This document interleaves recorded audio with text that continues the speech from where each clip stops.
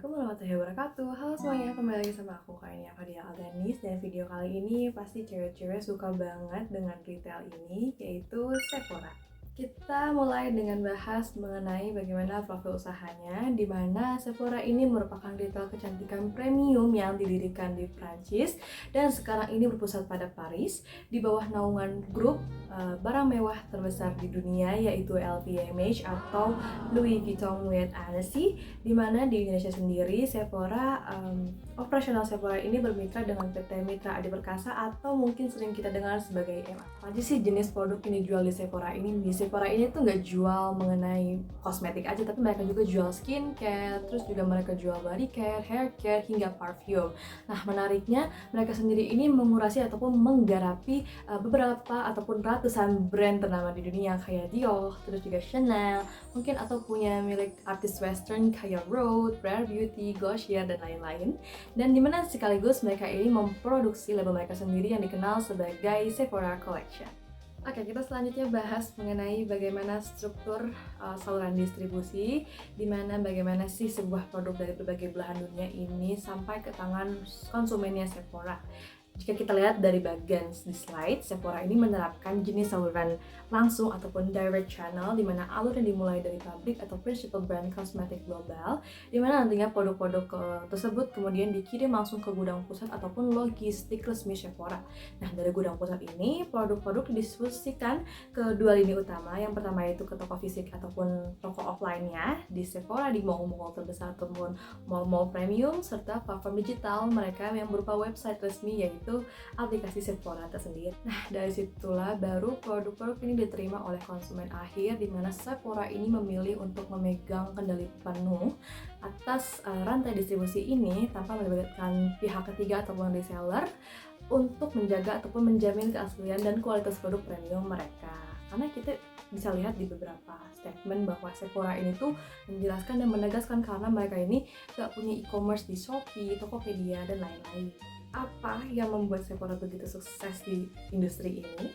Rahasianya ada pada strategi retail mereka yang sangat adaptif. Di sini aku bagi ke dalam 3 pendekatan utama.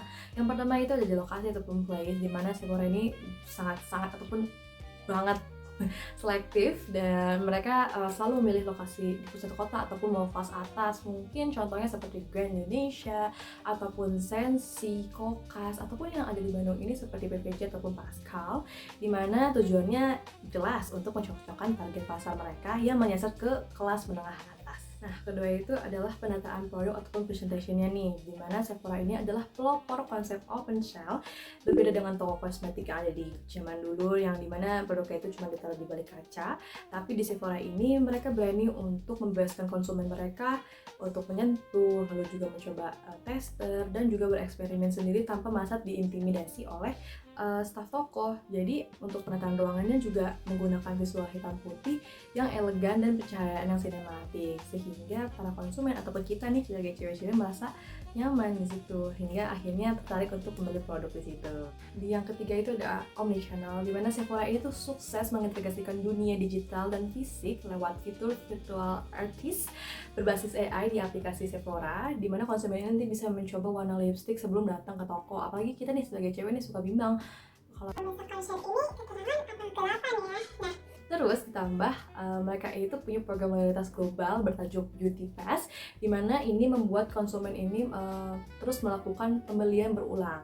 Nah, di balik suksesnya Sephora ini tentunya Sephora punya banyak banget tantangan bisnis di masa depan, dan tantangannya terbesar saat ini adalah menjamunya retail kecantikan lokal kayak Watsons, Socialite, Guardian, ataupun drugstore lainnya ini menawarkan harga yang lebih terjangkau, serta pergeseran perilaku konsumen ke arah live shopping di e-commerce kayak brand yang sekarang itu ada di YSL atau Yves Saint Laurent, dimana mereka ini punya TikTok shop loh guys. Terus gimana solusinya? Nah, strategi masa depan yang bisa diterapkan oleh Sephora ini adalah terus memperkuat eksklusif partnership, di mana mereka ini harus terus mengamankan hak penjualan eksklusif untuk brand-brand viral global yang cuma bisa dibeli di Sephora aja. Contohnya kayak brandnya dari Mbak Selgom, yaitu Rare Beauty ataupun ada Fenty Beauty. Nah, selain itu juga Sephora harus terus meningkatkan in-store experience berbasis teknologi AI agar pengalaman belanja langsung di toko fisik itu tidak bisa tergantikan oleh pengalaman belanja yang ada di online biasa. Last but not least, Sephora berhasil membuktikan bahwa bisnis retail modern sekarang tidak hanya sekedar menjual barang, dan Sephora juga berhasil memimpin pasar retail kecantikan global karena mereka ini menjual pengalaman maupun experiential retail dan juga membangun ekosistem belanja secara konsisten baik itu online maupun offline. Sekian presentasi dari aku mengenai analisis saluran distribusi dan retail Sephora.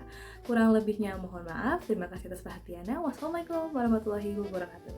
Dadah!